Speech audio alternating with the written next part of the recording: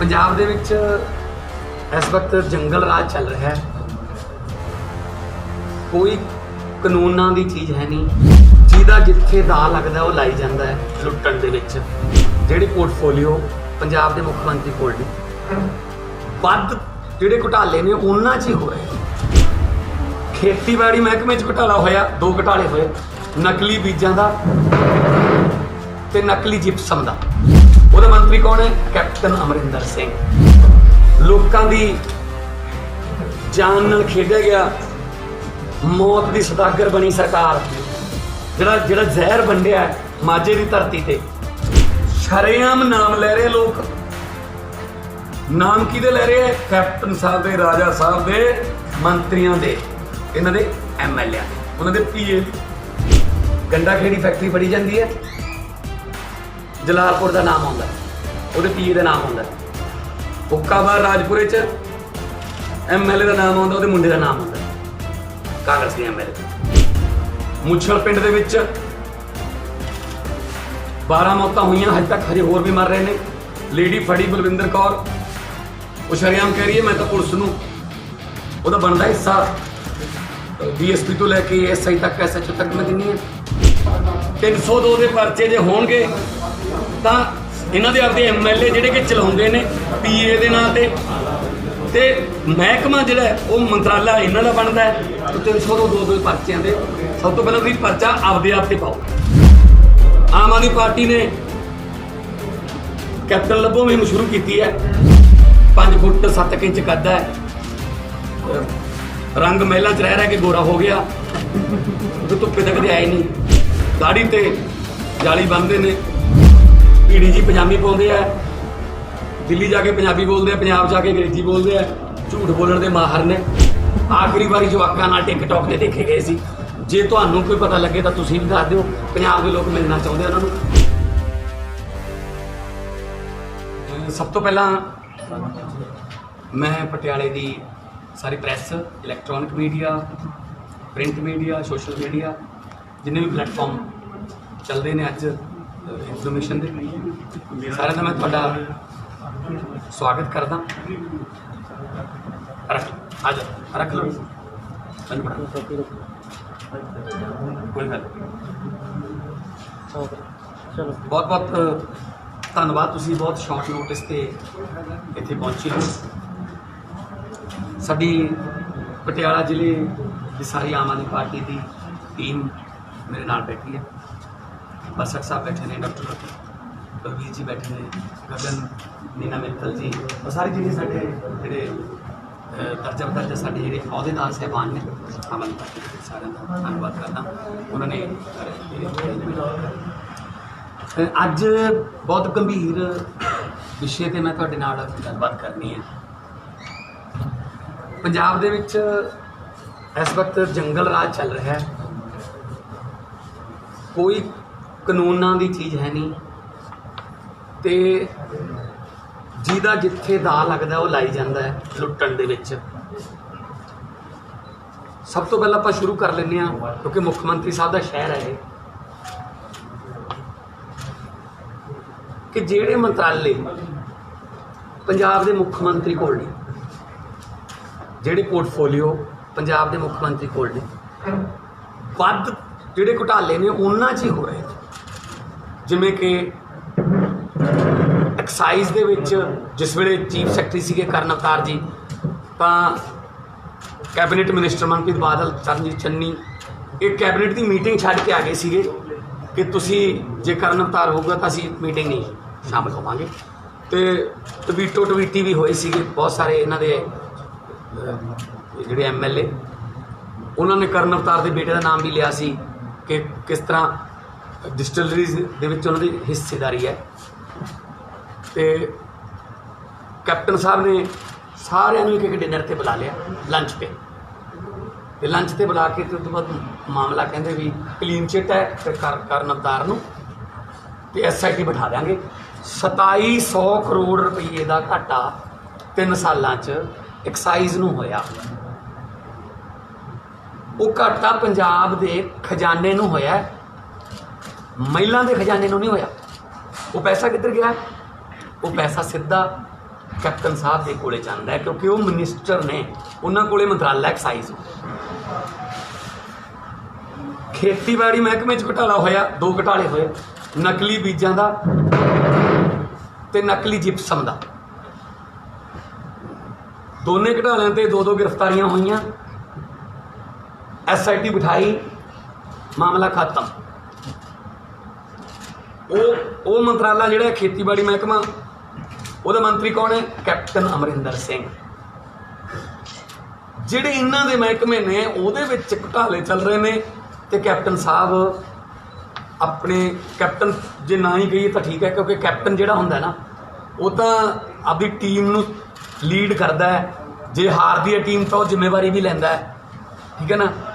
ये तो राजे ने, सो राजाशाही वाला जीवन ਜਿਹੜਾ वो शैली जी है अपनाई हुई है उन्होंने, वो निकले नहीं बाहर। असी उन्होंने लभण भी गए थे, अनफॉर्चुनेटली सानू तो पहले पुलिस ने रोक के ते सानू डिटेन कर लिया। तो माइनिंग जी जी मिनिस्ट्री है पोर्टफोलियो माइनिंग का, वो भी कैप्टन साहब मंत्री ने उहदे। मैं तुहानू एक एग्जाम्पल देना तेलंगाना की, 2014 के विचों स्टेट बनी तेलंगाना, तो उन्होंने कोले 2 नदियाँ ने, सिर्फ 2 नदियाँ ने उन्होंने कोले, उन्होंने 10 करोड़ रुपए का रेवन्यू सी 1 साल का, उन्होंने माइनिंग कॉरपोरेशन बनाती। तो 2015-16 के विच 374 करोड़ का रेवन्यू होया स्टेट नूं, तेलंगाना नूं। 2016-17 419 करोड़ का होया, 2017-18 1200 करोड़ रुपये का रेवन्यू तेलंगाना 2 नदियां नाल लै रहा है। जबकि साडे कोले दरिया ने, साडे कोले नदियां ने, बरसाती नाले ने, किन्नियां माइनिंग दी साडे कोले जगह हैगियां ने, ते पंजाब दा रेवन्यू कितना है? मसां 50 करोड़ रुपये। बाकी पैसा कित्थे जांदा है? रेवन्यू। तू रेता तो निकल रहा है, रेता तो एक दिन 50 करोड़ का निकल जाता। हुण माइनिंग का मिनिस्टर कौन है? कैप्टन साहब। पैसा कित्थे जांदा फिर? कैप्टन साहब दे घरे, राजा साहब दे घरे, ठीक है जी।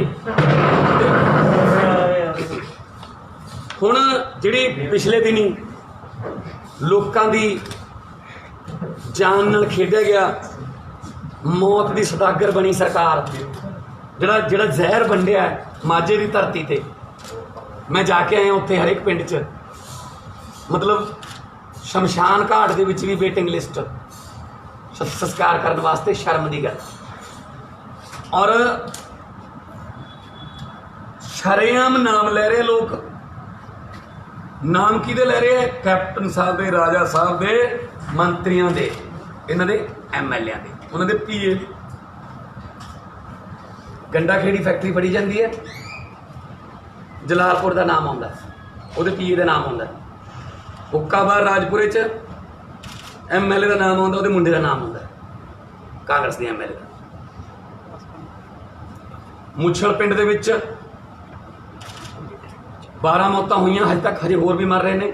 लेडी फड़ी बलविंदर कौर, वो शरेआम कह रही है मैं तो पुलिस नूं ਉਹਦਾ बनता हिस्सा DSP तो लैके SI तक, SHO तक मैं दिनी है। मैं तो पिछले 15 साल तो काम कर रही हूँ। MLA का नाम लै रही है, डैनी का जंडियाला ग्रुप MLA। खडूर साहब हल्के के जोड़े पिंड ने, भुल्लरा, पंडोरी गोला, कक्का कंडियाला, हरेक पिंड च 15 तो 20 भी मौतां ने। लोग शरेआम कांग्रेस के MLA सिक्की का नाम रह रही।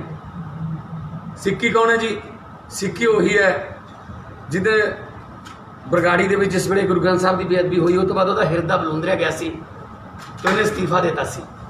2 साल बाद जो 17 दी चोणां आईयां तो हिरदा ठीक हो गया, तो उतों MLA बन गया।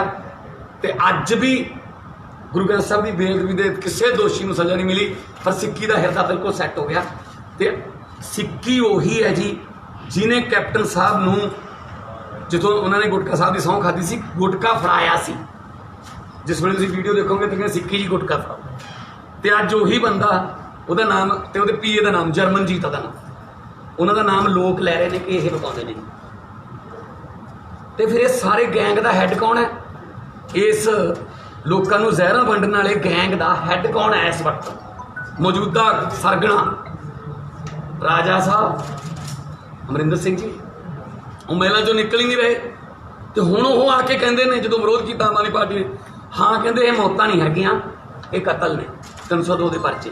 ਫਿਰ ਪਹਿਲਾ ਪਰਚਾ ਤਾਂ ਰਾਜਾ ਸਾਹਿਬ ਦੀ ਪਾਉਣਾ ਚਾਹੀਦਾ 302 ਦਾ, ਜਦੋਂ ਹੈਡ ਹੀ ਉਹ ਕਰ ਰਹੇ ਨੇ ਟੀਮ ਨੂੰ।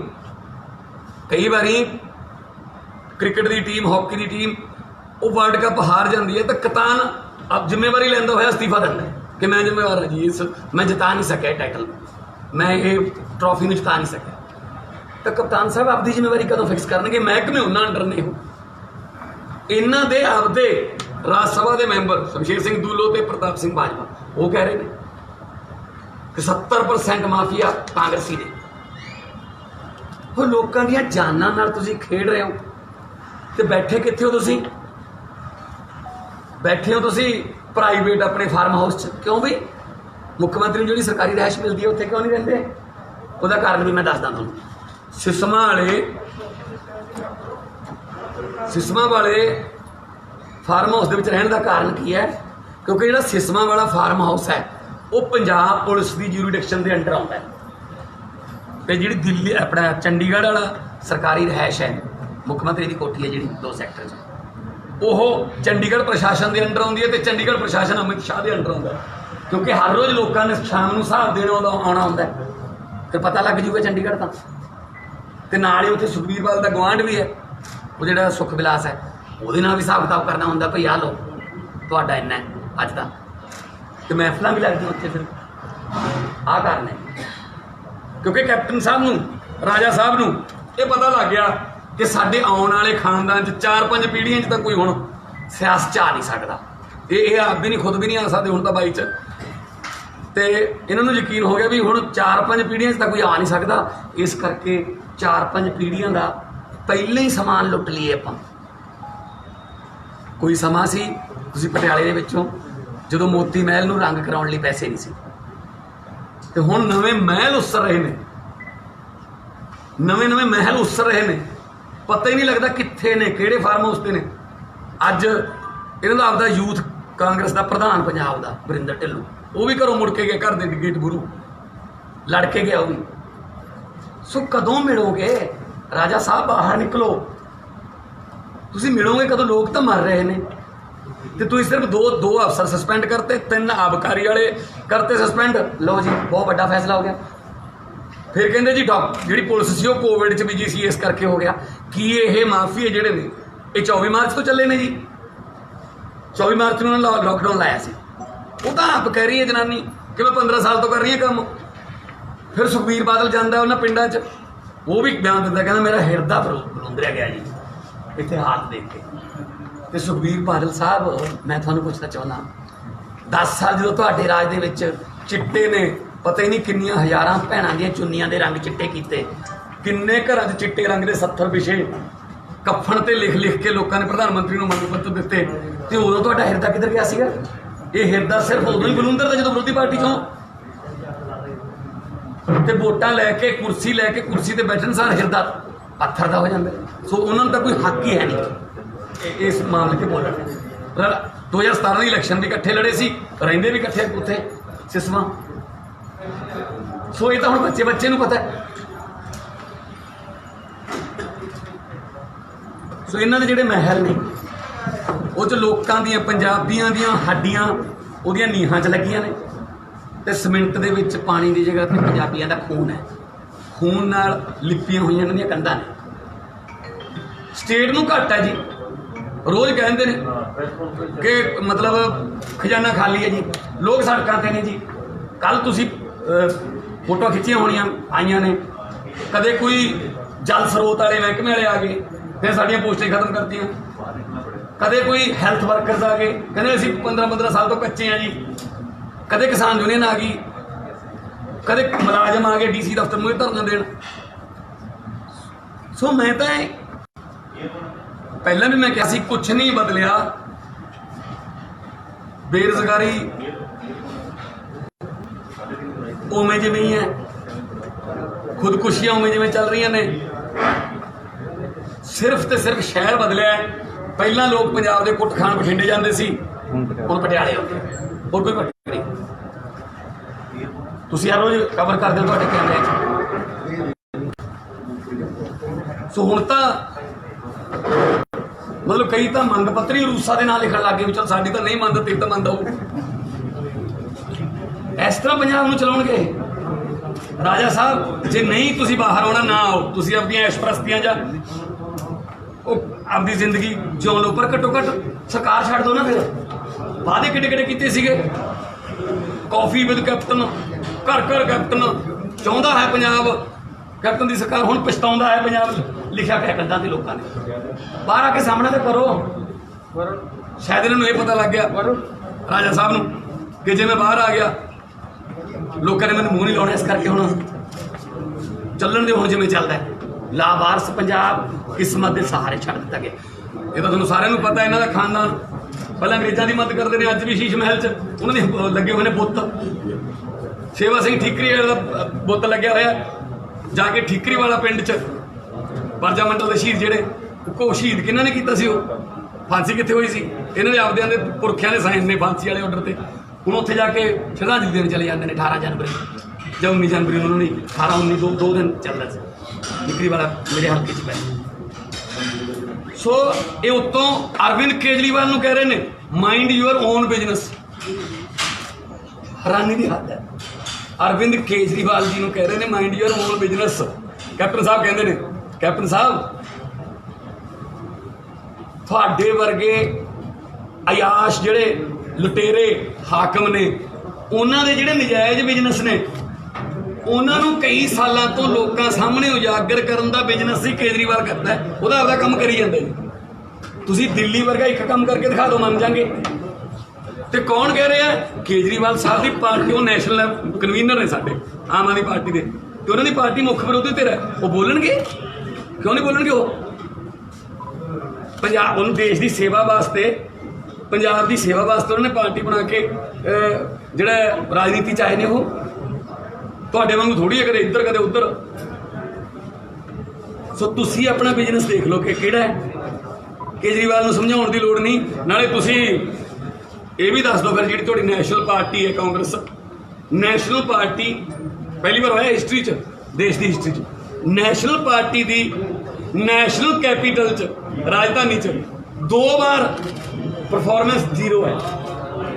15 'ਚ ਵੀ ਜ਼ੀਰੋ MLA ਸੀ ਤੇ 20 'ਚ ਵੀ ਜ਼ੀਰੋ MLA ਨੇ। 67 MLA ਦੀ ਜ਼ਮਾਨਤ ਜ਼ਬਤ ਹੋ ਗਈ। ਕੈਪਟਨ ਸਾਹਿਬ 3 ਦਿਨ ਗਏ ਸੀ ਕੰਪੇਨ ਕਰਨ। ਪਹਿਲੇ ਦਿਨ ਜੋ ਲੋਕਾਂ ਨੇ ਪੁੱਛਿਆ ਬਿਜਲੀ ਕੀ ਭਾਅ ਪੰਜਾਬ 'ਚ, ਕਹਿੰਦੇ 10 ਰੁਪਏ ਯੂਨਿਟ ਹੈ। ਉਹ ਕਹਿੰਦੇ ਇੱਥੇ ਸਾਨੂੰ 1 ਰੁਪਈਆ ਮਿਲ ਜਾਂਦੀ ਹੈ। ਕਈ ਤਾਂ ਜ਼ੀਰੋ ਬਿੱਲ ਵੀ ਆਉਂਦੇ ਨੇ ਲੱਖਾਂ ਦੀ ਗਿਣਤੀ 'ਚ। ਸਕੂਲ ਕਿੱਥੇ ਨੇ ਜੀ ਤੁਹਾਡੇ ਸਮਾਰਟ? ਕਿਹੋ ਜਿਹੇ ਸਕੂਲ ਨੇ? ਕਹਿੰਦੇ ਸਾਡੇ ਵਾਲਾ ਦਿਖਾ ਦਿੰਦੇ। ਇੱਕ ਪਹਿਲੇ ਦਿਨ ਹੀ ਪ੍ਰੋਗਰਾਮ ਕੈਂਸਲ ਕਰਕੇ ਵਾਪਸ ਆ ਗਏ। ਉਸੇ ਕੇਜਰੀਵਾਲ ਨੂੰ ਕਹਿੰਦੇ mind your own business. Kejriwal ਨੂੰ ਪਤਾ ਹੈ ਕਿ ਤੁਹਾਡੇ ਵਰਗਿਆਂ ਦੇ ਜਿਹੜੇ ਗੋਰਖ ਧੰਦੇ ਉਜਾਗਰ ਕਰਨੇ ਤੇ ਲੁੱਟਾਂ ਜਾਂ ਜਿਹੜੀਆਂ ਨੇ ਉਹ ਲੋਕਾਂ ਸਾਹਮਣੇ ਲਿਆਉਣੀਆਂ ਹੀ ਉਹਨਾਂ ਦਾ ਕੰਮ ਹੈ, ਉਹ ਆਪਣਾ ਕੰਮ ਕਰੀ ਜਾਂਦੇ। ਬਾਕੀ ਆਮ ਆਦਮੀ ਪਾਰਟੀ ਨੇ ਕੈਪਟਨ ਲੱਭੋ ਮੁਹਿੰਮ ਸ਼ੁਰੂ ਕੀਤੀ ਹੈ। ਮੈਂ ਹੁਲੀਆ ਵੀ ਦੱਸਿਆ ਸੀ, 5 ਫੁੱਟ 7 ਇੰਚ ਕੱਦ ਹੈ, ਰੰਗ ਮਹਿਲਾਂ 'ਚ ਰਹਿ ਕੇ ਗੋਰਾ ਹੋ ਗਿਆ ਕਿਉਂਕਿ ਧੁੱਪੇ ਤਾਂ ਕਦੇ ਆਏ ਨਹੀਂ, ਤੇ ਦਾੜੀ ਤੇ ਜਾਲੀ ਬੰਨ੍ਹਦੇ ਨੇ, ਪੀੜੀ ਜੀ ਪਜਾਮੀ ਪਾਉਂਦੇ ਆ, ਦਿੱਲੀ ਜਾ ਕੇ ਪੰਜਾਬੀ ਬੋਲਦੇ ਆ, ਪੰਜਾਬ ਜਾ ਕੇ ਅੰਗਰੇਜ਼ੀ ਬੋਲਦੇ ਆ, ਝੂਠ ਬੋਲਣ ਦੇ ਮਾਹਰ ਨੇ। 2017 ਸਹੁੰ ਚੁੱਕ ਸਮਾਗਮ ਤੋਂ ਬਾਅਦ ਅਚਾਨਕ ਕਿਤੇ ਅਣਦੱਸੀ ਥਾਂ ਤੇ ਚਲੇ ਗਏ ਨੇ। ਆਖਰੀ ਵਾਰੀ ਜਵਾਕਾਂ ਨਾਲ ਟਿਕਟੌਕ ਤੇ ਦੇਖੇ ਗਏ ਸੀ। ਜੇ ਤੁਹਾਨੂੰ ਕੋਈ ਪਤਾ ਲੱਗੇ ਤਾਂ ਤੁਸੀਂ ਵੀ ਦੱਸ ਦਿਓ। ਪੰਜਾਬ ਦੇ ਲੋਕ ਮਿਲਣਾ ਚਾਹੁੰਦੇ ਉਹਨਾਂ ਨੂੰ, ਉਹਨਾਂ ਗੱਲ ਕਰਨੀ ਚਾਹੁੰਦੇ ਆ ਕਿ ਸਾਡੀਆਂ ਜਾਨਾਂ ਦੇ, ਸਾਡੇ ਪਰਿਵਾਰਾਂ ਦੇ ਜੀਆਂ ਦੇ ਮੌਤ ਦੇ ਸੌਦੇ ਕਿਉਂ ਕਰਦੇ? ਇਹ ਮੌਤ ਦੇ ਸੌਦਾਗਰ ਨੇ। ਮੈਂ ਫੇਰ ਦੁਬਾਰਾ ਕਹਿ ਦਿੰਦਾ, 302 ਦੇ ਪਰਚੇ ਜੇ ਹੋਣਗੇ ਤਾਂ ਇਹਨਾਂ ਦੇ ਆਪਦੇ MLA ਜਿਹੜੇ ਕਿ ਚਲਾਉਂਦੇ ਨੇ PA ਦੇ ਨਾਂ ਤੇ ਮਹਿਕਮਾ ਜਿਹੜਾ ਉਹ ਮੰਤਰਾਲਾ ਇਹਨਾਂ ਦਾ ਬਣਦਾ ਹੈ। 302 ਪਰਚਿਆਂ ਦੇ ਸਭ ਤੋਂ ਪਹਿਲਾਂ ਤੁਸੀਂ ਪਰਚਾ ਆਪਦੇ ਆਪ ਤੇ ਪਾਓ, ਫਿਰ ਲੋਕਾਂ ਨੂੰ ਥੋੜਾ ਯਕੀਨ ਹੋਊ, ਹਾਂ ਕੁਝ ਕਰੂੰਗੇ। ਜੇ 22 ਸਰਕਾਰ ਆਈ ਤੁਹਾਡੀ, ਤੁਸੀਂ ਪਰਚਾ ਕਰੋ। ਅਸੀਂ ਤਾਂ ਸਾਰੇ ਹਿਸਾਬ ਲਵਾਂਗੇ, ਇਕੱਲਾ ਇਹ ਨਹੀਂ ਜੀ। ਅਸੀਂ ਤਾਂ ਪਹਿਲਾਂ ਪੰਜਾਬ ਦੇ ਕੁਦਰਤੀ ਸਰੋਤ ਜਿਹੜੇ ਨੇ, ਆਮਦਨ ਦੇ ਸਰੋਤ ਨੇ, ਉਹ ਸਾਰੇ ਰਿਵਾਈਵ ਕਰਾਂਗੇ। ਟਰਾਂਸਪੋਰਟ ਇਹਨਾਂ ਨੇ ਫੇਲ ਕਰਤੀ, ਸੜਕਾਂ ਇਹਨਾਂ ਨੇ ਵੇਚਤੀਆਂ ਪ੍ਰਾਈਵੇਟ ਕੰਪਨੀਆਂ ਨੂੰ, ਸਰਕਾਰੀ ਹਸਪਤਾਲ ਇਹਨਾਂ ਨੇ ਫੇਲ ਕਰਤੇ। ਤੇ ਕੀ ਕੀਤਾ 4 ਮਹੀਨਿਆਂ 'ਚ? ਕੋਵਿਡ ਦਾ ਪੈਸਾ ਕਿੱਧਰ ਗਿਆ? ਬੰਦ ਦੁਕਾਨਾਂ ਦੇ ਦੁਕਾਨਦਾਰਾਂ ਨੂੰ ਬਿੱਲ ਆ ਗਏ। 20 ਮਾਰਚ ਤੋਂ 20 ਮਈ ਤੱਕ ਦਾ ਜਿਹੜਾ ਸਾਈਕਲ ਹੈ ਉਹਦੇ ਬਿੱਲ ਆ ਗਏ। ਦੁਕਾਨਾਂ ਬੰਦ ਸੀ ਉਸ ਵੇਲੇ, ਬਿਜਲੀ ਦੇ ਬਿੱਲ ਭਰ ਕੇ ਜਾਓ ਜੀ। ਬੰਦ ਘਰਾਂ ਦੇ ਵਿੱਚ ਲੋਕ ਘਰਾਂ 'ਚ ਬੰਦ ਸੀ, ਬਿਜਲੀ ਦੇ ਬਿੱਲ ਆ ਗਏ। ਹੁਣ ਇਨਕਮ ਤਾਂ ਹੈ ਨਹੀਂ ਸੀ, ਤਾਂ ਮਤਲਬ ਆਮਦਨ ਤਾਂ ਬੰਦ ਹੋ ਗਈ। ਬੰਦ ਖੜੀਆਂ ਟੈਕਸੀਆਂ, ਜਿਹੜੇ ਟੈਕਸੀਆਂ ਚੱਲਦੀਆਂ ਨੇ ਗੱਡੀਆਂ, ਉਹਨਾਂ ਨੂੰ ਜਦੋਂ ਕਹਿੰਦੇ ਚਲਾ ਲਓ ਤਾਂ ਕਹਿੰਦੇ ਪਹਿਲਾਂ 3 ਮਹੀਨਿਆਂ ਦਾ, ਪਿਛਲੇ 3 ਮਹੀਨਿਆਂ ਦਾ ਰੋਡ ਟੈਕਸ ਭਰੋ। ਜਦੋਂ ਰੋਡ ਵਰਤੀ ਹੋਈ ਨਹੀਂ ਟੈਕਸ ਕਾਹਦਾ ਜੀ? ਠੀਕ ਹੈ ਜੀ। ਪੈਟਰੋਲ ਤੇ ਡੀਜ਼ਲ 10-10 ਰੁਪਏ ਲੀਟਰ ਮਹਿੰਗਾ ਜੀ। ਤੇ ਫਿਰ ਤੁਹਾਡਾ ਪੈਸਾ ਕਿੱਥੇ ਖਰਚ ਹੋ ਗਿਆ ਜੀ? ਤਨਖਾਹ ਕਿਸੇ ਨੂੰ ਨਹੀਂ ਦਿੱਤੀ। ਸਾਰੇ ਗੱਲ ਤੋਂ ਮੁੱਕਰ ਪੈਸੇ ਕਿੱਧਰ ਗਏ ਜੀ? ਫਿਰ ਨਾ ਕੋਈ ਹਸਪਤਾਲ ਅਪਡੇਟ ਕੀਤਾ, ਐਂਬੂਲੈਂਸਾਂ ਦੀ ਹਾਲਤ ਤੁਸੀਂ ਦੇਖੀ ਹੈ। ਸੋ ਕਰੋਨਾ ਦੇ ਬਹਾਨੇ ਇਹ ਜਿਹੜੀ ਲੁੱਟ ਮਚਾਈ ਹੈ, ਨੈਸ਼ਨਲ ਲੈਵਲ ਤੇ ਵੀ ਇਹੀ ਚੱਲਦਾ। ਉੱਪਰ ਦੇਖੋ ਕੀ ਹੋ ਰਿਹਾ। ਤੁਸੀਂ MLA ਨੂੰ ਐਦਾਂ ਖਰੀਦਿਆ ਜਾ ਰਿਹਾ ਜਿਵੇਂ ਮੰਡੀ ਲੱਗੀ ਹੋਵੇ। ਜਿਵੇਂ ਆਪਾਂ ਕਿਸੇ ਮੰਡੀ 'ਚੋਂ ਕੋਈ ਪਸ਼ੂ ਡੰਗਰ ਖਰੀਦ ਕੇ ਲੈ ਕੇ ਆਉਂਦੇ ਹਾਂ। ਲੋਕ ਸਰਕਾਰ ਕਾਂਗਰਸ ਦੀ ਬਣਾਉਂਦੇ ਆ, ਇਹ ਉਹਨਾਂ ਨੂੰ BJP ਵਾਲਿਆਂ ਨੂੰ ਗਿਫਟ 'ਚ ਦੇ ਦਿੰਦੇ ਆ, ਲਓ ਜੀ ਤੁਸੀਂ ਲੈ ਲਓ। ਕਈ ਹੜਤਾਂ ਇੰਨੇ, ਹੁਣ ਕਰਨਾਟਕਾ 'ਚ ਵੀ ਇਹੀ ਹੋਇਆ, ਗੋਆ 'ਚ ਵੀ ਇਹੀ ਹੋਇਆ, ਮੱਧ ਪ੍ਰਦੇਸ਼ 'ਚ ਵੀ ਇਹੀ ਹੋਇਆ, ਰਾਜਸਥਾਨ 'ਚ ਉਹ ਚੱਲ ਰਿਹਾ ਹਿਸਾਬ ਕਿਤਾਬ, ਹਜੇ ਫਾਈਨਲ ਨਹੀਂ ਹੋਏ ਰੇਟ। ਕਿਵੇਂ ਆਪਦੇ MLA ਨੂੰ ਲਈ ਫਿਰਦੇ ਨੇ ਬੱਸਾਂ 'ਚ ਬਿਠਾ ਕੇ, ਇੱਧਰ ਇੰਨੇ ਨੇ, ਹੁਣ ਇੱਥੇ ਇੰਨੇ ਨੇ, ਹੋਟਲ 'ਚ ਜਿੰਦੇ ਬਾਹਰੋਂ ਲਾ ਕੇ ਜਾਂਦੇ ਆ। ਆਹ ਤਾਂ ਕਾਂਗਰਸ ਦੀ ਹਾਲਤ ਹੋ ਗਈ ਹੁਣ। ਸਰ ਇਸ ਹਮਖਿਆਲੀ ਪਾਰਟੀਆਂ ਨੂੰ ਨਾਲ ਜੋੜੋਗੇ, ਜਿਹੜੇ ਅਲੱਗ ਹੋਏ ਸੀ ਉਹਨੂੰ ਅੱਗੇ ਲਿਆਂਦਾ ਕਰੋ, ਕਿਉਂਕਿ 1.5 ਸਾਲ ਦਾ ਸਮਾਂ ਰਹਿ ਗਿਆ। ਆਮ ਆਦਮੀ ਪਾਰਟੀ ਹਜੇ ਇਹ ਗੱਲ ਤੁਹਾਡੀ ਜਿਹੜੀ ਹੈ ਹਾਈਪੋਥੈਟੀਕਲ ਕੁਐਸਚਨ ਹੈ, ਇਹ ਸਮੇਂ ਤੋਂ ਪਹਿਲਾਂ ਦੀ ਗੱਲ ਹੈ, ਪਰ ਇੰਨਾ ਕੁ ਹੈ ਆਮ ਆਦਮੀ ਪਾਰਟੀ ਨੇ ਤੀਜੀ ਵਾਰ ਸਰਕਾਰ ਬਣਾ ਕੇ ਦਿੱਲੀ ਦੇ ਵਿੱਚ ਦੱਸਤਾ ਕਿ ਆਮ ਆਦਮੀ ਪਾਰਟੀ ਜਿਹੜੀ ਹੈ ਉਹ ਆਪਣੇ ਬਲਬੂਤੇ ਤੇ ਜਿੱਤਣਾ ਵੀ ਜਾਣਦੀ ਹੈ, ਜਿੱਤ ਕੇ ਸਰਕਾਰ ਚਲਾਉਣਾ ਵੀ ਜਾਣਦੀ ਹੈ। ਸਰਕਾਰ ਲੋਕਾਂ ਦੇ ਹੱਕ 'ਚ ਚਲਾਉਣਾ ਜਾਣਦੀ ਹੈ, ਨਾ ਕਿ ਇਹਨਾਂ ਵਾਂਗੂ ਲੁੱਟਣ ਦੇ ਕਾਰੋਬਾਰ। ਹਰ ਵਾਰ ਚਲੋ ਵਧੀਆ, ਪਰ ਉਸ ਤੋਂ ਇਲਾਵਾ ਜਿਵੇਂ ਪੰਜਾਬ ਹੈ, ਇਹਦੇ 'ਚ ਆਪਣੇ ਹਾਲਾਤ ਨੇ। ਹਜੇ ਤੱਕ ਪਾਰਟੀ ਜਿਹੜੀ ਹੈ, ਉਸ ਤੁਸੀਂ ਕਹਿ ਰਹੇ ਹੋ ਵੀ ਕਾਂਗਰਸ ਨੇ ਇੱਥੇ ਆ ਕੁਝ ਕੀਤਾ, ਹੋ ਵੀ ਰਿਹਾ, ਉਹਦੇ ਬਾਵਜੂਦ ਨਾ ਤੇ ਪ੍ਰੈਸ਼ਰ 'ਚ ਆ ਰਹੀ ਹੈ, ਤੇ ਅਜੇ ਉਸ ਪੱਧਰ ਦਾ ਕੋਈ ਮਤਲਬ ਗੁਬਾਰ ਵੀ ਨਹੀਂ ਬਾਹਰ ਆ ਰਿਹਾ। ਇਹਦਾ ਮਸਲਾ ਕੀ ਹੈ? ਦੇਖੋ, ਪਹਿਲੀ ਗੱਲ ਤਾਂ ਕੋਵਿਡ ਕਰਕੇ ਅਸੀਂ ਵੀ ਕੋਸ਼ਿਸ਼ ਕਰਦੇ ਹਾਂ ਕਿ ਨਾ ਕੋਈ ਬਹੁਤੇ ਘੱਟ ਕੀਤੇ ਜਾਣ। ਨਹੀਂ ਤਾਂ ਦਿੱਲੀ ਦੀ ਜੇ ਕਰੋਨਾ ਨਾ ਆਉਂਦਾ, ਦਿੱਲੀ ਦੀ ਜਿੱਤ ਤੋਂ ਬਾਅਦ ਲੋਕਾਂ 'ਚ ਜੋ ਪੋਜ਼ਿਟਿਵਿਟੀ ਆਈ ਹੈ, ਅੱਜ ਵੀ ਲੋਕ ਕਹਿੰਦੇ ਨੇ। ਔਰ ਦਿੱਲੀ ਦੇ ਵਿੱਚ ਅਸੀਂ ਪੋਜ਼ਿਟਿਵ ਰਾਜਨੀਤੀ ਕੀਤੀ ਹੈ। ਅਸੀਂ ਸਕੂਲਾਂ ਦੇ ਨਾਂ 'ਤੇ ਵੋਟ ਮੰਗ ਰਹੇ ਸੀ, ਅਸੀਂ ਹਸਪਤਾਲਾਂ ਦੇ ਨਾਂ 'ਤੇ, ਅਸੀਂ ਬਿਜਲੀ ਦੇ ਨਾਂ 'ਤੇ, ਪਾਣੀ ਦੇ ਨਾਂ 'ਤੇ ਵੋਟ ਮੰਗ ਰਹੇ ਸੀ। ਅਕਾਲੀ ਦਲ BJP ਇਹ ਹਿੰਦੂ ਮੁਸਲਿਮ ਦੇ ਨਾਂ 'ਤੇ ਕਰ ਰਹੇ ਸੀ, ਸ਼ਹੀਨ ਬਾਗ ਪਤਾ ਨਹੀਂ ਕੀ ਕਰ ਰਹੇ ਸੀ।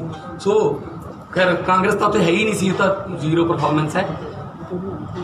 ਪੰਜਾਬ ਦਾ ਮੈਨੀਫੈਸਟੋ ਪੰਜਾਬ ਦੇ ਮੁਤਾਬਕ ਪੰਜਾਬ ਦੇ ਲੋਕਾਂ ਨੂੰ ਪੁੱਛ ਕੇ ਪਹਿਲਾਂ ਵੀ ਬਣਿਆ ਸੀ 17 'ਚ, ਐਤਕੀ ਵੀ ਬਣੂਗਾ।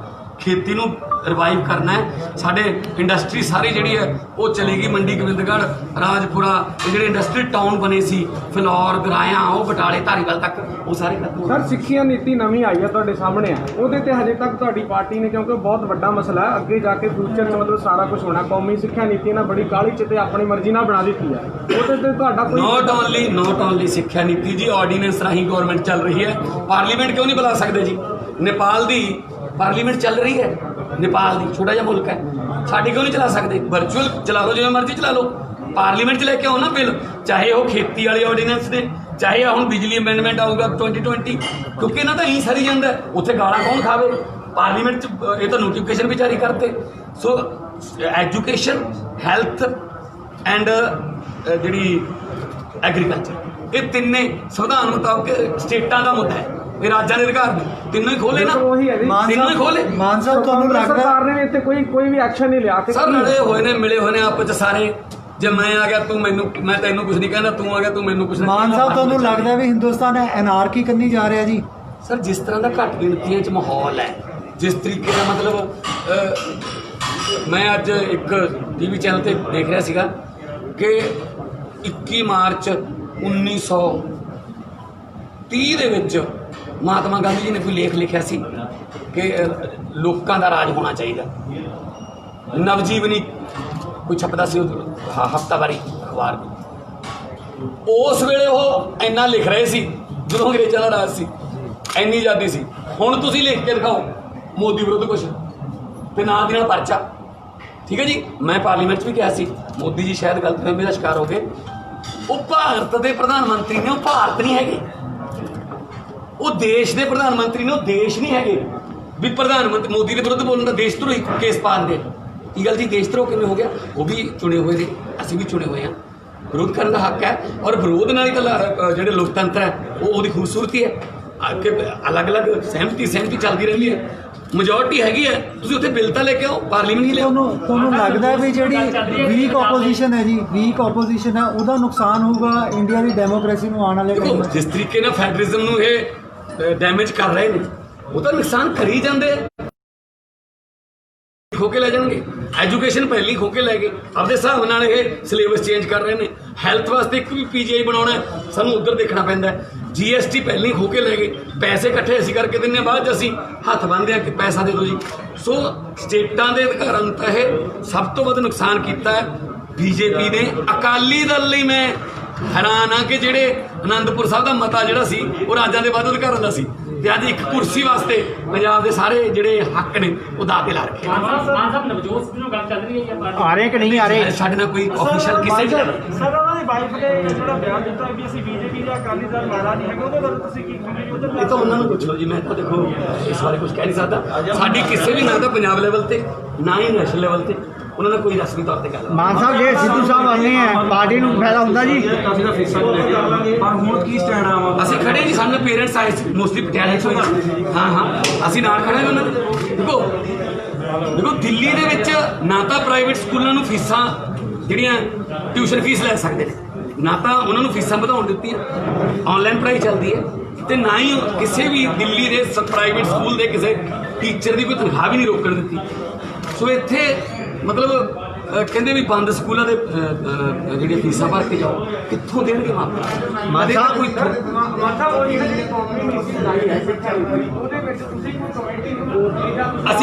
ਅਸੀਂ ਉਹਨੂੰ ਪਹਿਲਾਂ ਤਾਂ ਉਹਨੂੰ ਦੇਖੋ, ਮੈਂ ਤੁਹਾਨੂੰ ਪਹਿਲਾਂ ਵੀ ਕਿਹਾ ਸੀ GST ਹਜੇ ਤੱਕ ਦੇਸ਼ ਦੇ ਫਾਈਨਾਂਸ ਮਿਨਿਸਟਰ ਨੂੰ ਸਮਝ ਨਹੀਂ ਆਈ ਵੀ GST ਹੈ ਕੀ। ਸੋ ਜਿੰਨੀਆਂ ਘੁੰਡੀਆਂ ਇਹ ਪਾਈਆਂ ਹੋਈਆਂ ਨੇ ਅਸੀਂ ਉਹਨੂੰ ਚੰਗੀ ਤਰ੍ਹਾਂ ਰੀਡ ਕਰਕੇ ਅਸੀਂ ਕਿਉਂਕਿ ਨੈਸ਼ਨਲ ਲੈਵਲ ਦੀ ਨੀਤੀ ਹੈ ਸਾਡੀ, ਸਰਕਾਰ ਹੈ ਸਾਡੀ ਨੈਸ਼ਨਲ ਕੈਪੀਟਲ 'ਚ। ਸਭ ਤੋਂ ਵੱਧ ਇਨਕਲਾਬੀ ਸਿੱਖਿਆ ਮੰਤਰੀ ਜਿਨ੍ਹਾਂ ਨੂੰ ਕਿਹਾ ਜਾਂਦਾ ਹੈ ਮਨੀਸ਼ ਸਿਸੋਦੀਆ ਜੀ, ਅਸੀਂ ਦੇਖ ਰਹੇ ਹਾਂ ਉਹਨਾਂ ਦੀ ਅਗਵਾਈ 'ਚ ਕਿ ਕੀ ਹੈ ਇਹਨਾਂ ਦੀ ਕੀ। ਮਾਨ ਸਾਹਿਬ ਜੇ ਸਿੱਧੂ ਸਾਹਿਬ ਆਉਂਦੇ ਪਾਰਟੀ ਨੂੰ ਫਾਇਦਾ ਹੋਊਗਾ ਜੀ? ਸਿੱਧੂ ਸਾਹਿਬ ਆਉਂਦੇ ਪਾਰਟੀ ਨੂੰ ਫਾਇਦਾ ਹੋਊਗਾ ਜੀ? ਚੰਗੇ ਬੰਦਿਆਂ ਨੇ ਆਉਣ ਦਾ ਸਾਰੇ ਪਤਾ। ਮੈਂ ਤਾਂ ਪੌਣੇ 3 ਕਰੋੜ ਪੰਜਾਬੀਆਂ ਨੂੰ ਨਾਲ ਲੈ ਕੇ ਆਉਣ ਨੂੰ ਕਰਦੇ ਆ, ਠੀਕ ਹੈ ਨਾ? ਸਾਰੇ ਲੀਡਰ ਬਣ ਗਏ ਜੀ। ਹਾਂਜੀ, ਨਹੀਂ ਆਮ ਆਦਮੀ ਪਾਰਟੀ ਸਾਡੇ ਤਾਂ ਆਮ ਆਦਮੀ ਆ ਸਾਰੇ ਆਪ ਬੈਠੇ ਨੇ, ਠੀਕ ਹੈ ਨਾ? ਮਾਨ ਸਾਹਿਬ ਜਿਹੜਾ ਨੈਸ਼ਨਲ ਤਿਆਰ ਕਰਦਾ ਤੁਹਾਡਾ ਹਰ ਤਿਉਹਾਰ ਦੇ ਵਧਾਈਆਂ ਸੰਦੇਸ਼ ਆਉਂਦਾ, ਕੱਲ ਰਾਮ ਮੰਦਿਰ ਤੇ ਕੋਈ ਸੰਦੇਸ਼ ਨਹੀਂ ਤੁਹਾਡਾ? ਇਹ ਅਸੀਂ ਕਿਹਾ ਜੀ, ਮੈਂ ਇੰਗਲਿਸ਼ ਮੈਂ ਕਿਹਾ ਦੇਖੋ, ਮੈਂ ਹੁਣ ਵੀ ਕਿਹਾ ਰਾਮ ਭਗਵਾਨ ਰਾਮ ਸਭ ਦੇ ਸਾਂਝੇ ਨੇ। ਕਿਸੇ ਦੀ ਧਾਰਮਿਕ ਭਾਵਨਾ ਜਿਹੜੀ ਹੱਟ ਨਹੀਂ ਹੋਣੀ ਚਾਹੀਦੀ। ਧਾਰਮਿਕ ਸਥਾਨ ਚਾਹੇ ਜਿਹੜੇ ਮਰਜ਼ੀ ਸਮੁਦਾਇ ਦਾ ਬਣੇ, ਉਹਦਾ ਰਾਜਨੀਤੀਕਰਨ ਨਹੀਂ ਹੋਣਾ ਚਾਹੀਦਾ, ਠੀਕ ਹੈ ਨਾ? ਤੇ ਇਹ ਕੱਲ ਸਾਡੇ ਨੈਸ਼ਨਲ ਕਨਵੀਨਰ ਅਰਵਿੰਦ ਕੇਜਰੀਵਾਲ ਜੀ ਨੇ ਵੀ ਟਵੀਟ ਕੀਤਾ, ਸਾਰਾ ਕੀਤਾ। ਸੋ ਕਿਉਂਕਿ ਸਾਡਾ ਮੁਲਕ ਜਿਹੜਾ ਜਿਹੜਾ ਨਾ ਉਹ ਇੱਕ ਫੁਲਵਾੜੀ ਹੈ, ਹਰ ਰੰਗ ਦਾ ਫੁੱਲ ਹੈ। ਇੱਕੋ ਰੰਗ ਦੇ ਫੁੱਲਾਂ ਨਾਲ ਕੋਈ ਗੁਲਦਸਤਾ ਨਹੀਂ ਹੁੰਦਾ। ਗੁਲਦਸਤੇ ਦੀ ਖੂਬਸੂਰਤੀ ਇਹੀ ਹੈ ਕਿ ਉਹ 'ਚ ਵੱਖ-ਵੱਖ ਸੁਗੰਧੀਆਂ ਵਾਲੇ ਤੇ ਵੱਖ-ਵੱਖ ਰੰਗਾਂ ਵਾਲੇ ਫੁੱਲ ਹੋਣੇ ਚਾਹੀਦੇ ਨੇ। ਸੋ ਸਾਰੇ ਧਰਮਾਂ ਦਾ ਅਸੀਂ ਸਤਿਕਾਰ ਕਰਦੇ ਹਾਂ ਸੈਕੂਲਰ ਪਾਰਟੀ ਵਜੋਂ। ਜਿਵੇਂ ਹੁਣ ਕੈਪਟਨ ਸਾਹਿਬ ਨੇ ਮੋਬਾਈਲ ਦੇਣ ਦਾ ਇੱਕ ਐਲਾਨ ਕਰ ਦਿੱਤਾ, ਉਹ ਵੀ ਸਿਰਫ ਉਹਨਾਂ ਨੂੰ ਜਿਹੜੇ ਸਰਕਾਰੀ ਸਕੂਲਾਂ ਦੇ ਵਿੱਚ ਨੇ ਜਿਨ੍ਹਾਂ ਕੋਲ ਪਹਿਲਾਂ ਮੋਬਾਈਲ ਨੇ ਉਹਨਾਂ ਨੂੰ ਨਹੀਂ ਦਿੱਤੇ ਜਾਣਗੇ। ਕੀ ਇਹ ਮਤਭੇਦ ਨਹੀਂ ਕੀਤਾ ਜਾ ਰਿਹਾ?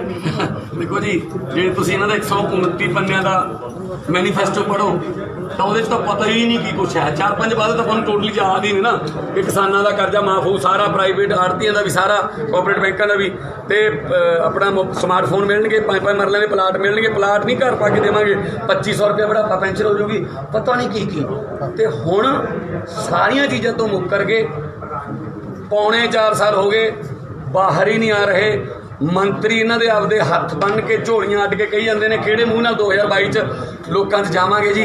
ਕਿਰਪਾ ਕਰਕੇ ਕੋਈ ਤਾਂ ਕਿਸੇ ਪਾਸਿਓਂ ਤਾਂ ਕੋਈ ਠੰਡੀ ਹਵਾ ਦਾ ਬੋਲਾ ਲੈਣ ਦਿਓ, ਲੋਕਾਂ ਕੋਲ ਜਾਣ ਜੋਗੇ ਰਹਿਣ ਦਿਓ। ਨੀਲੇਗਾ ਸ਼ਰਾਬ ਦਾ ਇੱਕ ਇਸ਼ੂ ਬੜਾ ਮਤਲਬ ਹੋਇਆ ਪਟਿਆਲੇ ਜ਼ਿਲ੍ਹੇ ਦੇ ਮਦਨ ਲਾਲ ਜਲਾਲਪੁਰ ਦਾ ਕਈ ਵਾਰ ਇਸ 'ਚ ਨਾਮ ਆ ਚੁੱਕਿਆ, ਲੇਕਿਨ ਫਿਰ ਵੀ ਇਸ ਚੀਜ਼ ਨੂੰ ਡਿਨਾਈ ਕੀਤਾ ਜਾ ਰਿਹਾ ਹੈ, ਬਾਈਪਾਸ ਕੀਤਾ ਜਾ ਰਿਹਾ ਹੈ। ਆਹੀ ਤਾਂ ਕਹਿ ਰਿਹਾ ਨਾ ਕਿ ਕੈਪਟਨ ਸਾਹਿਬ ਤੁਸੀਂ 302 ਦੇ ਪਰਚੇ ਕਹਿੰਦੇ ਹੋ ਕਿ ਮਰਡਰ ਨੇ ਇਹ, ਤਾਂ 302 ਦੇ ਪਰਚੇ ਤੁਸੀਂ ਆਪਣੇ MLA ਤੇ ਵੀ ਤਾਂ ਐਕਸਾਈਜ਼ ਜਿਹੜਾ ਹੈ ਉਹ ਹੈਗਾ ਤੁਹਾਡੇ ਅੰਡਰ ਹੈ, ਮਿਨਿਸਟਰ ਉਹਦੇ ਕੈਪਟਨ ਸਾਹਿਬ ਖੁਦ ਨੇ। ਸੋ ਨਾਮ ਹੁੱਕਾ ਬਾਰਾਂ 'ਚ ਵੀ ਆਉਂਦਾ, ਰਾਜਪੁਰੇ ਵਾਲੀ 'ਚ। ਕਿੰਨੇ ਕੁ ਐਮਐਲਏ ਤੁਸੀਂ ਵਿਜ਼ਿਟ ਕੀਤਾ ਸਾਰੇ, ਕਿੰਨੇ ਕੁ ਐਮਐਲਏ ਦੇਖੋ ਮੈਂ ਉਹ ਦੇਖੋ ਜਿਹੜੀ ਉਹ ਜਿੱਥੇ ਮੌਤਾਂ ਹੋਈਆਂ ਨੇ, ਅੱਜ ਵੀ ਮੌਤਾਂ ਹੋ ਰਹੀਆਂ ਨੇ, ਮੌਤਾਂ ਦਾ ਇੱਕੋ ਪਹਿਲਾਂ ਤਾਂ ਇਹਨਾਂ ਨੇ ਕਰੋਨਾ 'ਚ ਪਾਉਣ ਦੀ ਕੋਸ਼ਿਸ਼ ਕੀਤੀ ਕਿ ਕਰੋਨਾ ਕਰਕੇ, ਪਰ ਜਦੋਂ ਮੌਤਾਂ ਵੱਧ ਗਈਆਂ ਉਦੋਂ ਫਿਰ ਇਹਨਾਂ ਨੂੰ ਦੱਸਣਾ ਪੈ ਗਿਆ ਕਿ ਕੀ ਗੱਲ ਹੈ। ਪਹਿਲਾਂ ਅੰਨੇ ਹੁੰਦੇ ਆ ਜੀ ਉਹ ਲੋਕ, ਸਿੰਪਟਮ ਸਾਰੇ ਸੇਮ ਨੇ, ਲੱਛਣ ਪਹਿਲਾਂ ਅੱਖਾਂ ਦੀ ਨਿਗਾਹ ਘਟਦੀ ਹੈ, ਬਾਅਦ 4-5 ਘੰਟਿਆਂ ਬਾਅਦ ਤੜਫ ਕੇ ਮਾਰਦੇ ਨੇ। 20 ਰੁਪਈਆਂ ਦਾ ਇੱਕ ਗਲਾਸ ਮਿਲਦਾ ਸੀ ਉੱਥੇ, 20 ਰੁਪਈਆਂ ਤੋਂ ਵੱਧ ਕਿਸੇ ਨੇ ਨਹੀਂ ਖਰਚਿਆ ਉੱਥੇ, ਕਿਉਂਕਿ ਉਹ ਤਾਂ ਦਿਹਾੜੀਦਾਰ ਬੰਦੇ ਨੇ, ਗਰੀਬ। ਸੋ ਉਹਦੇ ਰਾਜਪੁਰੇ ਨਾਲ ਲਿੰਕ ਜੁੜ ਗਏ ਕਿ ਕਿੱਥੋਂ ਆਇਆ ਸੀ। ਹਰਦਿਆਲ ਸਿੰਘ ਮਾਨ ਜਿਨ੍ਹਾਂ ਦੀ SIT ਬਣਾਈ ਹੈ ਹੁਣ, ਉਹ ਫਿਰੋਜ਼ਪੁਰ ਰੇਂਜ ਦੇ DIG ਨੇ, ਉਹਨਾਂ ਨੇ ਕਿਹਾ ਰਾਜਪੁਰੇ ਨਾਲ ਲਿੰਕ ਜੁੜ ਗਏ।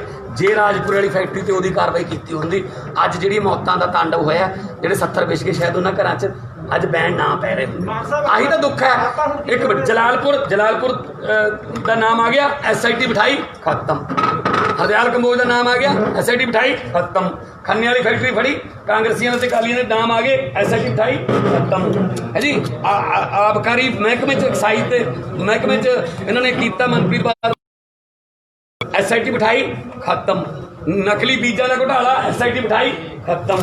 ਨਕਲੀ ਜਿਪਸਮ, ਖਤਮ। ਆਏ ਤੇ ਵੀ SIT ਬਿਠਾਤੀ। ਈਡੀ ਨੂੰ ਵੀ ਰਿਪੋਰਟ ਦੇਣ ਵਾਸਤੇ ਕਿਹਾ ਸੀ। ਸ਼ੰਭੂ ਫੈਕਟਰੀ 'ਚ ਕਾਂਗਰਸੀ ਐਮਐਲਏ ਕੋਲ ਸਿੱਧੀ ਇਨਵੋਲਵਮੈਂਟ ਸੀ ਕਿ ਉਹ ਮਤਲਬ ਜਾਲਪੁਰ ਨਾਲ ਸਖਤੀ ਫਿਰ ਮੇਰਾ ਰਾਈਟ। ਮੈਂ ਤਾਂ ਉਦੋਂ ਮੰਨੂਗਾ ਕੈਪਟਨ ਸਾਹਿਬ ਨੂੰ ਜਦੋਂ ਜਲਾਲਪੁਰ, ਹਰਦਿਆਲ ਕੰਬੋਜ, ਸਿੱਕੀ, ਉਹਦਾ PA ਜਰਮਨਜੀਤ, ਡੈਣੀ, ਜਦੋਂ ਇਹਨਾਂ ਦੇ ਪਰਚੇ ਜਿਹੜੇ ਮਾਫੀਆ ਨੂੰ ਖੋਲ ਚਲਾਉਂਦੇ ਨੇ, ਔਰ ਮਾਫੀਆ ਦਾ ਸਰਗਣਾ ਉਹ ਰਾਜਾ ਅਮਰਿੰਦਰ ਸਿੰਘ। ਮਾਨਸਾ ਵੀ ਕੋਲ ਸਟਰਕਚਰ ਹੈ, ਕਦੋਂ ਤੱਕ ਨਵਾਂ ਬਣ ਰਿਹਾ ਕੰਮ? ਉਹ ਅਸੀਂ ਸਾਡਾ ਚੱਲ ਰਿਹਾ, ਉਹ ਤਾਂ ਸਾਡੀਆਂ ਇੰਟਰਨਲ ਮੀਟਿੰਗਾਂ ਚੱਲਦੀਆਂ ਨੇ, ਹੁਣੇ ਹੋ ਗਿਆ ਜੀ ਸਾਰੇ ਹਲਕਿਆਂ ਦੀਆਂ, ਤੇ ਆਉਣ ਵਾਲੇ ਦਿਨਾਂ 'ਚ ਤੁਹਾਨੂੰ ਜ਼ਿੰਮੇਵਾਰੀਆਂ, ਜਿਹੜੇ ਚੰਗੇ ਬੰਦੇ ਕੰਮ ਕਰ ਰਹੇ, ਜ਼ਿੰਮੇਵਾਰੀਆਂ ਵਧਣਗੀਆਂ ਵੀ ਹੋਣਗੀਆਂ, ਤੇ ਪੂਰਾ ਐਨ ਸੰਗਠਿਤ ਢਾਂਚੇ ਦੇ ਰੂਪ ਦੇ ਵਿੱਚ 2022 ਮਾਨਸਾ ਵੀ ਕੋਲ 2-4 ਦਿਨ ਪਹਿਲਾਂ ਲੁਧਿਆਣਾ ਦੇ ਵਿੱਚ ਇੱਕ ਠੇਕੇ ਤੋਂ ਜਿਹੜੀ ਐਕਸਪਾਇਰੀ ਬੀਅਰ ਜਿਹੜੀ ਵੇਚੀ ਜਾ ਰਹੀ ਸੀ ਉਹ ਫੜੀ ਗਈ ਸੀ। ਉਹਦੇ ਵਾਸਤੇ ਤੁਸੀਂ ਕੀ ਕਹੋਗੇ, ਕਿਹਦੀ ਵੀ ਰਿਪੋਰਟ ਹੋ ਸਕਦੀ? ਜਨਾਬ ਜੀ, ਜਿਹੜੇ ਰਾਜਪੁਰੇ ਦੇ ਵਿੱਚ ਇੱਕ ਜੈਨ ਦਿੱਲੀ ਦਾ ਜੈਨ, ਉਹਦੀ ਡਿਸਟਿਲਰੀ ਹੈ। ਹਰੇਕ ਡਿਸਟਿਲਰੀ ਦੇ ਵਿੱਚ ਨਾ ਇੱਕ ਐਕਸਾਈਜ਼ ਦਾ ਇੰਸਪੈਕਟਰ ਜਾਂ ਅਫਸਰ ਹੁੰਦਾ। ਉਹ ਕੀ ਕਰ ਰਹੇ ਨੇ, ਉੱਥੋਂ ਟਰੱਕ ਨਿਕਲਦਾ, ਉਹਨੂੰ ਰੂਸਾ ਦਾ ਟਰੱਕ ਕਹਿੰਦੇ ਆ, ਪੁਲਿਸ ਨੂੰ ਕਹਿੰਦੇ ਰੂਸਾ ਦਾ ਟਰੱਕ ਹੈ, ਜਾਓ ਜਾਣ ਦਿਓ। ਫਿਰ ਉਹ ਜਾਂਦੇ ਕਿੱਧਰ ਨੇ? ਜਿਹੜੀ ਆਉਂਦੀ ਹੈ 50% ਬੜੀ ਮੁਸ਼ਕਿਲ ਨਾਲ ਜਿਹੜੀ ਠੇਕਿਆਂ ਵਾਲੀ ਹੈ, ਉਹ ਨਜਾਇਜ਼, ਚਾਹੇ ਉਹ ਲੁਧਿਆਣੇ ਫੜੇ ਗਏ ਨੇ, ਚਾਹੇ ਉਹ ਖੰਨੇ, ਚਾਹੇ ਉਹ ਰਾਜਪੁਰੇ, ਦੂਰ ਕਰ ਦਿੰਦੇ ਨੇ। ਰਾਜਾ ਸਾਹਿਬ ਆਪ ਇਨਵੋਲਵ ਨੇ, ਇਹ ਪੈਸਾ ਇਹਨਾਂ ਦੇ ਘਰੇ ਆਉਂਦਾ, ਕਈ ਪੀੜ੍ਹੀਆਂ ਦਾ ਦੁਬਈ ਪਤਾ ਨਹੀਂ ਆਉਣ ਵਾਲੇ ਦਿਨਾਂ ਤੁਹਾਨੂੰ ਦੱਸ ਦਾਂਗੇ। ਪਰ ਇੰਨਾ ਮੈਂ ਕਹਿਣਾ ਚਾਹੁੰਦਾ, ਜੋ ਇਹਨਾਂ ਨੇ ਪਾਪ ਕੀਤੇ ਨੇ, ਜੋ ਪੰਜਾਬ ਦੀ ਪਵਿੱਤਰ ਧਰਤੀ ਤੇ ਇਹਨਾਂ ਨੇ ਪਾਪ ਕੀਤੇ ਨੇ, ਉਦੋਂ ਪਹਿਲਾਂ ਉਹਨਾਂ ਨੇ ਚਿੱਟੇ ਰਾਹੀਂ, ਇਹਨਾਂ ਨੇ ਆਹ ਜ਼ਹਿਰਾਂ ਰਾਹੀਂ, ਪਰ ਇਹਨਾਂ ਪਾਪਾਂ ਦੀ ਇਹਨਾਂ ਨੂੰ ਖਮਿਆਜਾ ਭੁਗਤਣਾ ਪਊਗਾ। ਮਾਨਸਾ ਵੀ ਰਾਸ਼ਨ ਜਿਹੜਾ ਵੰਡਿਆ ਗਿਆ ਸੀ ਉਹਦੇ ਵਿੱਚ ਵੀ ਘੁਟਾਲਾ ਆਇਆ ਸੀ, ਉਹਦੇ ਬਾਰੇ ਥੋੜ੍ਹੀ ਜਿਹੀ ਗੱਲ ਕੋਈ ਇਹੋ ਜਿਹਾ ਦੱਸ ਦਿਓ ਵੀ ਜਿਹੜਾ ਡਿਪਾਰਟਮੈਂਟ ਘੁਟਾਲੇ ਤੋਂ ਬਿਨਾਂ ਹੋਵੇ, ਕਿ ਉਹ ਵੀ ਪਹਿਲਾਂ ਹੀ ਕਰਦੇ ਰਹੇ ਨੇ, ਇਹ ਵੀ ਐਂ ਕਰਦੇ ਰਹੇ ਨੇ। ਸੋ ਇਹਨਾਂ ਨੇ ਕਰੋਨਾ ਨੂੰ ਇੱਕ ਆਪ ਤਾਂ ਨਹੀਂ, ਇੱਕ ਮੌਕੇ ਦੇ ਤੌਰ ਤੇ ਵਰਤਿਆ, ਜੋ ਕਿ ਬਹੁਤ ਇਹਨਾਂ ਲਈ اخلاقی ਤੌਰ ਤੇ ਗਲਤ ਹੈ। ਅਸੀਂ ਕੈਪਟਨ ਸਾਹਿਬ ਦੇ ਅਸਤੀਫੇ ਦੀ ਵੀ ਮੰਗ ਕਰਦੇ ਹਾਂ, ਤੇ 302 ਦੇ ਪਰਚੇ ਜਿੰਨੇ ਵੀ ਬੰਦੇ ਇਨਵੋਲਵ ਨੇ ਉਹਨਾਂ ਮਾਨਸਾ ਇੱਕ ਪ੍ਰੈਸ ਦਾ ਹੀ ਸਵਾਲ ਹੈ। ਸਾਡੇ ਨਾ press club Patiala media club ਹੈ, ਹਰਪਾਲ ਜੀ ਨੇ ਵੀ ਕੱਲ ਟਵੀਟ ਕੀਤਾ ਸੀਗਾ, ਸਾਡੇ ਉੱਥੇ DSP ਪ੍ਰੈਸ ਕਾਨਫਰੰਸ ਰਖਾਉਣ ਆਇਆ ਸੀ, ਤੁਸੀਂ ਕਿਵੇਂ ਲੈ ਰਹੇ ਹੋ? ਦੇਖੋ ਪਤਾ ਕੀ, ਇਹ ਮੈਂ ਤੁਹਾਨੂੰ ਪਹਿਲਾਂ ਵੀ ਕਿਹਾ ਕਿ ਮੀਡੀਆ ਦੀ ਕੋਈ ਆਜ਼ਾਦੀ ਨਹੀਂ ਰਹੇਗੀ। ਜੇ ਕੋਈ ਪੱਤਰਕਾਰ ਕੁਝ ਲਿਖਦਾ ਹੈ, ਉਹਦੇ ਘਰੇ ਪੁਲਿਸ ਆਉਂਦੀ ਹੈ। ਜੇ ਕੋਈ ਸਾਡਾ ਛੋਟਾ ਜਿਹਾ ਕੋਈ ਵਲੰਟੀਅਰ ਕੋਈ ਉਹ ਪਾ ਦਿੰਦਾ ਹੈ, ਜਾਂ ਅਨੰਦਪੁਰ ਸਾਹਿਬ ਦਾ ਸਾਡਾ ਵਲੰਟੀਅਰ ਸੀ, ਉਹਨੇ ਇੱਕ ਸਿਰਫ ਵੀਡੀਓ ਪਾ ਕੇ ਪੁੱਛਿਆ ਸੀ ਵੀ ਇਹ ਸੱਚ ਹੈ ਜਾਂ ਝੂਠ ਹੈ, ਉਹਦੇ ਉੱਤੇ ਫਿਰੌਤੀ ਦਾ ਪਰਚਾ ਪਾਤਾ। ਸੋ ਇਸ ਤਰ੍ਹਾਂ ਪਰਚਾ ਕਲਚਰ ਜਿਹੜਾ ਹੈ, ਇਹਨਾਂ ਨੂੰ ਲੱਗਦਾ ਕਿ ਅਸੀਂ ਐਂ ਦਬਾ ਲਾਂਗੇ, ਪਰ ਮੀਡੀਆ ਦੀ ਆਵਾਜ਼ ਨੂੰ ਜਾਂ ਸੱਚ ਦੀ ਆਵਾਜ਼ ਨੂੰ ਇੱਦਾਂ ਦੱਬ ਨਹੀਂ ਸਕਦੇ। ਇੱਕ ਕੋਆਪਰੇਟਿਵ ਬੈਂਕ ਦੇ ਵੀ ਘਪਲੇ ਆਏ ਸੀ ਪਿੱਛੇ, ਜਿਹਦੇ ਕਰਕੇ ਮੌਤਾਂ ਹੋਈਆਂ ਸੀ, ਉਹਦੇ ਬਾਰੇ ਸਾਰੇ ਮਤਲਬ ਕੈਪਟਨ ਸਾਹਿਬ ਦੇ ਹੁੰਦੇ ਹੋਏ ਨੇ। ਜਦੋਂ ਕਪਤਾਨ ਜਿਹੜਾ ਹੈ, ਜਦੋਂ ਕਪਤਾਨ ਹੀ ਆਪਣੀ ਟੀਮ ਨੂੰ ਸੰਭਾਲ ਨਹੀਂ ਸਕਦਾ, ਤਾਂ ਫਿਰ ਜਦੋਂ ਕਪਤਾਨ ਹੀ ਬਾਹਰ ਨਹੀਂ ਨਿਕਲਦਾ, ਬਾਕੀ ਤਾਂ ਫਿਰ ਆਪਾਂ ਤਾਂ ਪੰਜਾਬੀ ਬੱਚੇ। E5 ਚੈਨਲ ਪੰਜਾਬੀ ਹੁਣੇ ਸਬਸਕ੍ਰਾਈਬ ਕਰੋ, ਬੈਲ ਆਈਕਨ ਤੇ ਕਲਿੱਕ ਕਰੋ।